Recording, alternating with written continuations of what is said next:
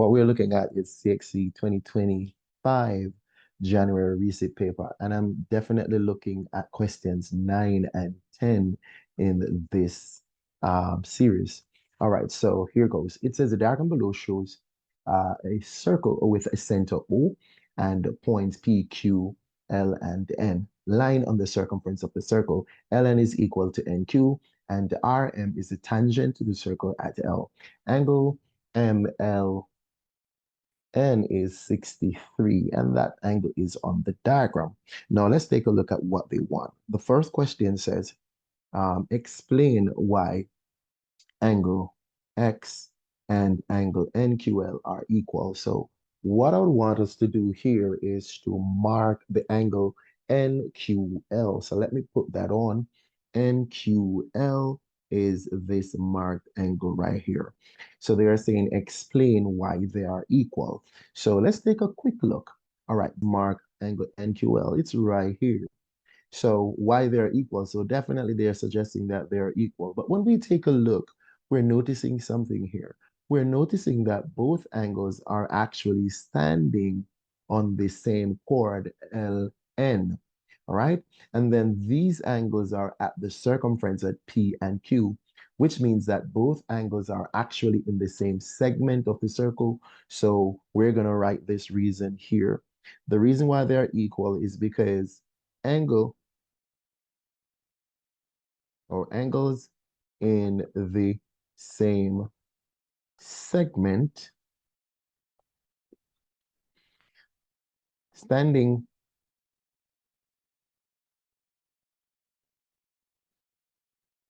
at the endpoints of the same arc, or you could say chord, they are equal. So that's the reason, right? So in short, we could just say angle in the same segment are equal. Basically, that's what I'm saying right there. Let's take a look at the next question. It says, determine the value of each of the following angles. Show detailed working where possible. And it gave a reason for your answer. So angle X, we're going to work out the value for angle X right about now. All right, let's take a deep dive into that. All right. So let us look. We're looking at angle 63 here. So angle 63 is between a tangent line and a chord here. All right. So there is one of the circle theorem rule that suggests that angle between a tangent and a chord is going to equal to the angle in the alternate segment. So I'm going to quickly highlight what I'm referring to. Now, here is this triangle that we're looking at. This is the triangle quickly, right? So this is the tangent here. We're suggesting that the angle between this right here, so the angle here at 63 will equal to the angle inside that triangle, but in the other segment of the circle, right? So this is 63. Angle in the alternate segment are equal. So it is 63 based on that theory. So X is equal to 63 degrees, and it is so it is the angle between a tangent and a chord is equal to the angle in the alternate segment. So this is about the alternate segment theory.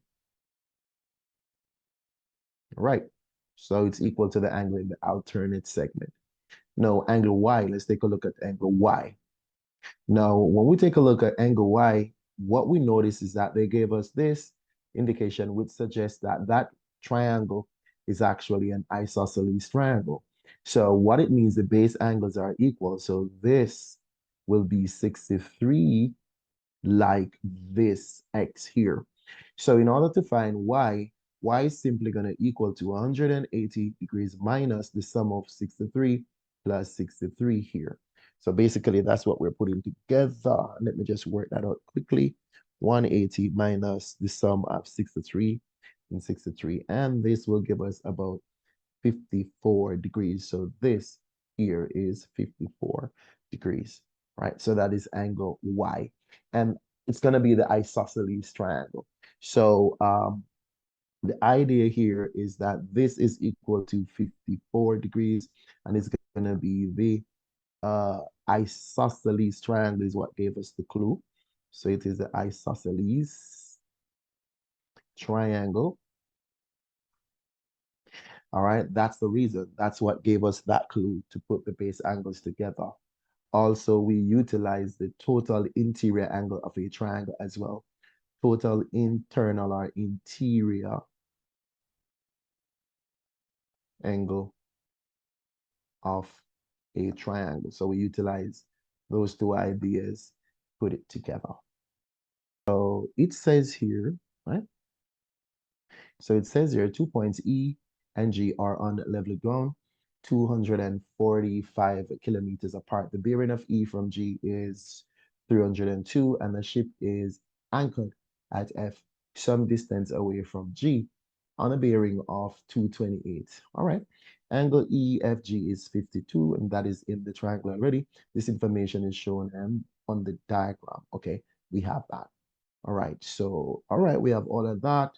We're looking at these. Let me mark this. Bearing of E from G, we have that. And the bearing of F. All right, we're looking at that. All right. Now let's look on the question. So the question says here, it says on the diagram above, insert the angle 228, all right, the bearing of F from G. Take a look. 228, the bearing of F from G. F from G. So all bearings are from the north. So we're going to come to G here, step to the north, and then we're going to go clockwise until it reaches F. This is 228 degrees. So that's the bearing of F, but from G. And we would have gotten 1 mark to put that on. Okay? So we put that on already. Let's see what else they're asking. They said to us here, determine the value of angle FEG. Let's go again. Determine the value of angle FEG. Let's take a look. FEG, FEG. We want to find this angle right here. Now, in an effort to find that angle, what I'm going to do is I'm going to utilize the 302 degrees here. That 302 is the bearing of E from G. So from G, right? From G, we're going all the way here to E, and that blue angle is going to be 302 degrees. So what happened here, there is actually a nice angle between the two, all right, bearing here that we have overlapping at some point. So what we're going to do is we're going to subtract, all right? So the angle, let me just say the angle at G, right? So we could say the angle at G is actually equal to 302, and I'm taking from that 228, right? So that's going to give me the angle at G first. So 302 minus 228, right? 228, and then I'm getting 74. This angle here is 74 degrees. Now, because I have that angle 74 degrees, I am now able to find the angle that they want, FEG, right? So to find FEG, it's going to be 180 degrees minus the sum of 52 plus 74. All right.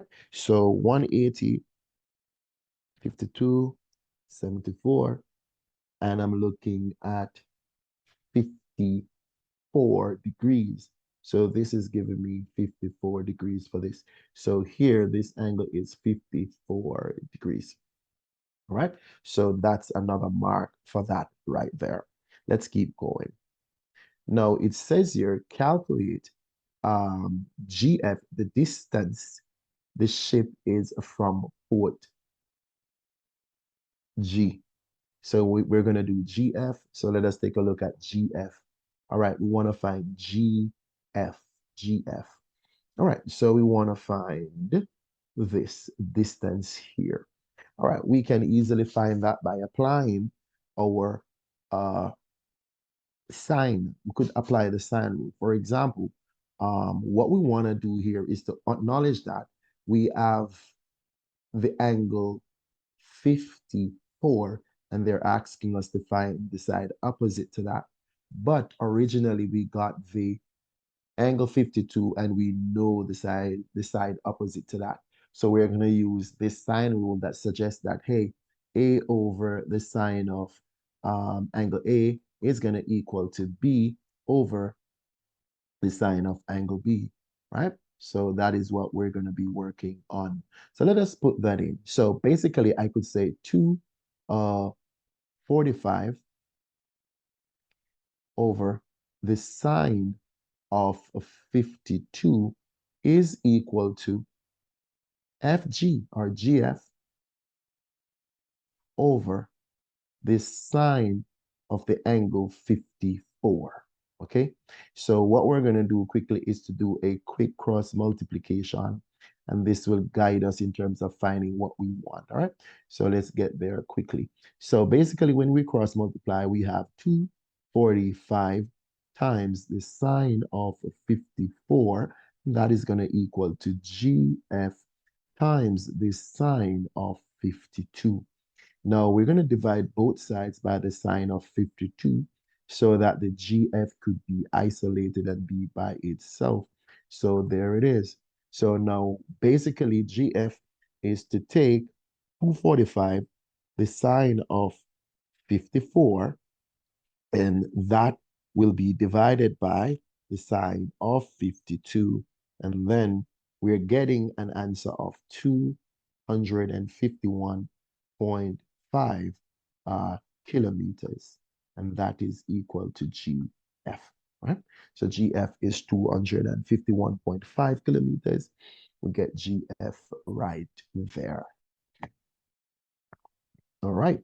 Now let's keep going. Let's keep going. Let's see what else they ask us for. All right. So it says here, indicate.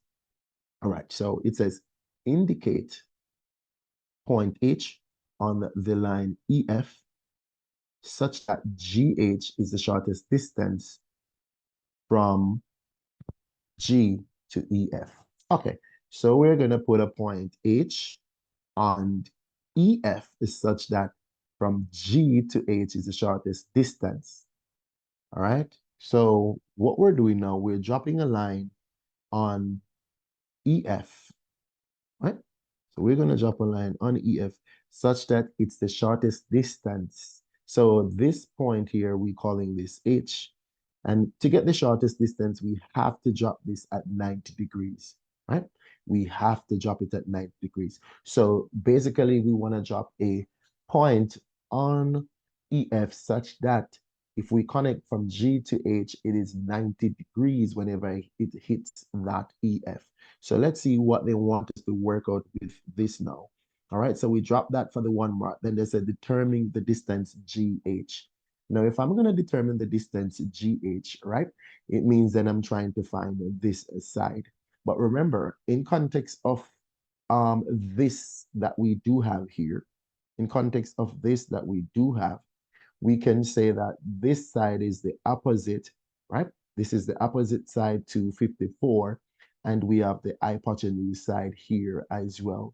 So basically, I could use the sine ratio that says the sine of the acute angle is going to equal to the opposite side over the hypotenuse side. So in this case, we're saying the sine of 54 degrees will be equal to GH that I want to find over 245.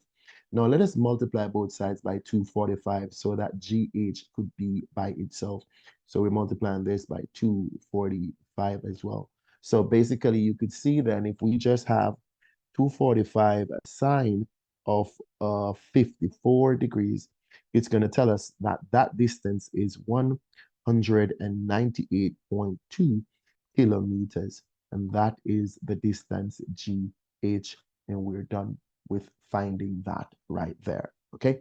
So that will wrap that up. Let's take a trip on the 10th and last question. So we have number 10 here. So number 10 question says, hey, The diagram below shows quadrilateral OLMN, in which O is the origin, OL is 4y, OM is 6z, and ON is 2x. The point A lies on LM such that LA to AM is 1 to 2, and the point B lies on MN such that MB to BN is 2 to 1. All right, so there we got some information. And then it says, number one, express in its simplest form, Mn in terms of X and Z. So we're going for Mn, all right? So I'm going to drop Mn right here, Mn. So we're trying to find this right there. So Mn can be found by moving from M. So we could actually take this route. We could move from M to O and then move from O to N, and we would have gotten our Mn. So let us take that route right now. So I'm going to move from M to O, then I'm going to move from O to N to cover that distance. Now, here's the deal. Because this arrow was going from O to M, I have to take the negative of it to come the other direction, okay? So I'm going to add this to ON, and ON is going in the same direction that I need it to go in. So it's going to be 2x, and this is going to be what we have for that. So that is as is. It is okay. So this is the first question there, and that's okay as is, okay? Now let's take a look at the second piece of information that they want us to find. And so in this one, it says, find in terms of X and Y in the simplest form, Ln. So we're going to find Ln. So let me come back up here. I'm going to go from L to N. So it means I'm going to go here. This is what I want to accomplish. I want to accomplish this. All right, let me get this a little bigger. I want to accomplish this right here. This is where we're going. We want to go this way, that direction, okay? So that's the intention that we got. So it means then I could walk along the sides that I have information from. So definitely I would want to walk from L to O, and then from O to N. So I'm going to go that direction. Okay, so let's put that into perspective now. Okay, so I'm going to go, so we could say from L to N is actually equal to moving from L to O plus moving from O and ending at N, right? So we have that there, right there. So this is our second question that we're doing. Now let's take a look. If I'm going from L to O, the direction, look at the arrow. This arrow was O, L, but I'm coming the opposite direction. So this has to be minus 4y. But ON, I'm going in the same direction. So it is plus 2x, right? And that is finished right there. That's finished right there. That's done, right? So we just got that, right? So I could just put this back. All right, so we have this as well. Now, let's take a look at the third question, right? They're actually asked to show that AB is equal to 2/3, and in brackets we have 2x minus 4y. So all we're going to do is to find AB, and it should work itself out. So basically, let's take a look. We want to find AB here. We're going from A to B. This is what we intend to find, right? All right, now let's look on the information that we do have. Now, if I'm going to find AB, take a look. AB, I'm going to have to go from A to M and M to B, okay? So AB is equal to moving from A to M plus I want to move from M to B. Now, the thing is, I have a relationship with the MB and I have AM, but I need to find LM so that I could work my relationship out. So the priority at this moment is to find LM, and then I'm going to use it to do something, right? So let us find what LM is. So let me find LM first. So LM is to take, I'm going to take L to N plus N to M. I'm going to take it that route. I just got Ln, okay? And Ln is actually negative 4y plus 2x, right? And then, I'm going to go Nm. So this is Mn. I'm going to go the other direction. So if I'm going the other direction, it's going to be positive 6z and then minus 2x, right? So I'm going that the way. So that is just Lm, okay? So if I put this together, Lm is actually negative 4y. This cancel this, so it becomes positive 6z. So that's Lm, okay? So I have Lm, but we were told here that Lm is divided in such a way that La to Am is 1 to 2. So this is actually 1/3, and this is actually 2/3. So I'm using the part with 2/3, and I'm going the same direction. So I'm going to have to take 2/3 of this. So you could see here that, all right, so it's 2/3 of this that I'm going to take. So AM is equal to 2/3 of, in bracket, minus 4y plus 6z right here, because Lm, 2/3 of it is Am. So let's bring it over here now in the context of what we had, right? Right here. So if I'm going to do this, right here, from A to B, I need Am, but I have Am. Am is actually 2/3 of negative 4y plus 6z. So that's AM. Then MB. Let's take a look at the relationship that we got for MB. Take a look here. This is MB here. Okay. So MB to BN is 2 to 1. So all of this was divided up in such a way MB is 2/3 of that journey. In other words, then you could look. This is 2/3 and this is 1/3, because 2 to 1 means that it is shared up into 3 pieces. MB got 2 out of the 3. So what it means, I am actually coming this way, so I'm going from M to N, and I got that already. Originally, here it is. So basically, I'm adding 2/3 of negative 6z, right? Negative 6z plus 2x. Now let's take a look. Now, AB is that I could factor out the 2/3. So we have the 2/3 two times. But when I factor out the 2/3, what I have left back is negative 4y plus a 6z. And then it's going to be plus negative 6z plus 2x.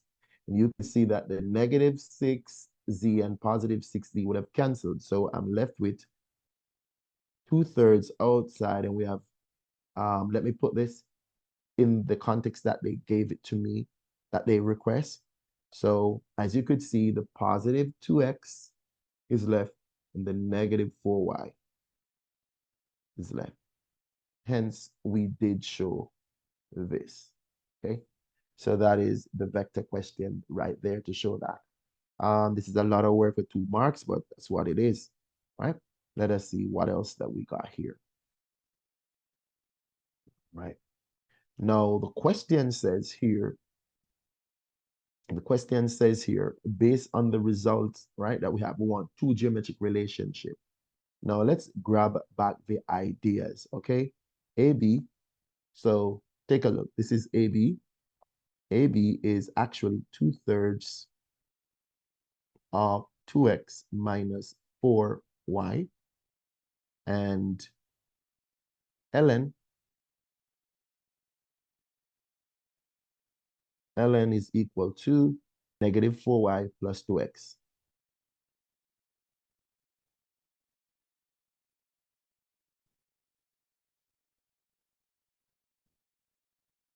All right. Or if you want to turn it around, it's the same thing as 2x minus 4y. You could say it's the same thing here. Now, when you look at these two vectors, let me fix this. You know that people, so it's 2x with a minus 4y, same thing.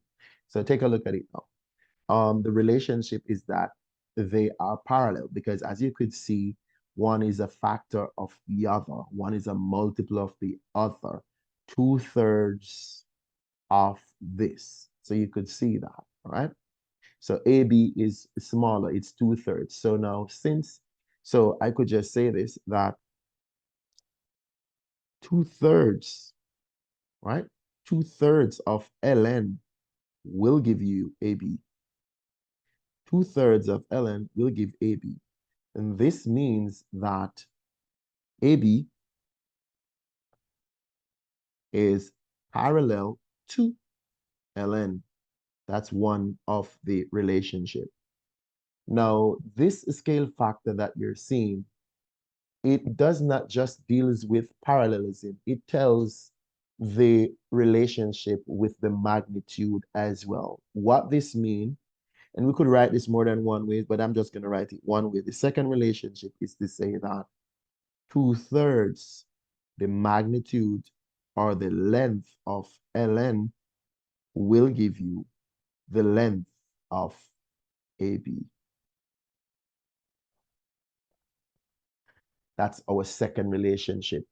All right. So normally the moment you get the scale factor that help you to decide that they are parallel, then that same idea will help you to show that one is that much bigger in terms of size. So we can always do that and we are good. All right. So the matrices part of the question says, determine the value of the unknown in each of the following matrix. Well, we're going to be adding. So what I'm going to do is I'm going to focus on this 4 with this x with this. So basically 4 plus x is equal to -3. So I can find x here. I don't have to do everything.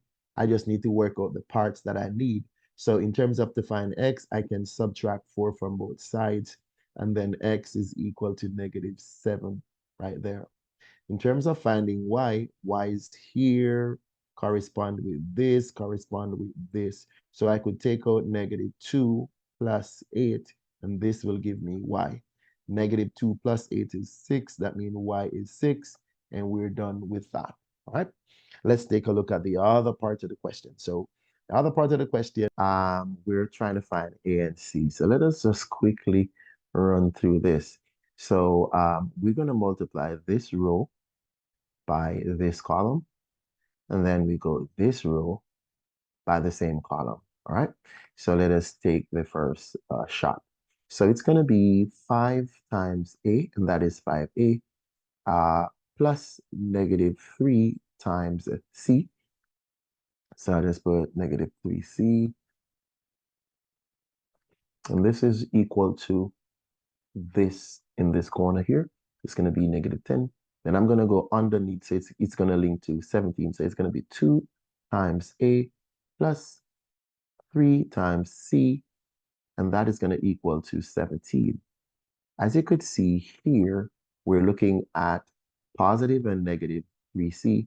So if I just add these equation, then I'll get 7A, which is equal to, because this becomes 0, -10 plus 17 give me 7. And then when I divide both sides by 7, then A is equal to 1. Now, because A is equal to 1, I could now find C. Let us say I take 5A minus 3C. This is equal to -10. I'm going to substitute 1 for A, so it's 5 times 1. So A is now being used as 1, minus 3C. This is equal to -10. Now this becomes 5 minus 3C, which is equal to -10. And then I'm going to subtract 5 from both sides, as you can see. So -3C is equal to -15. And then divide both sides by -3. C is equal to 5, right? And that's it. Thank you for watching DellyMaths Concepts. See you next time when we'll be looking at more videos. Bye-bye.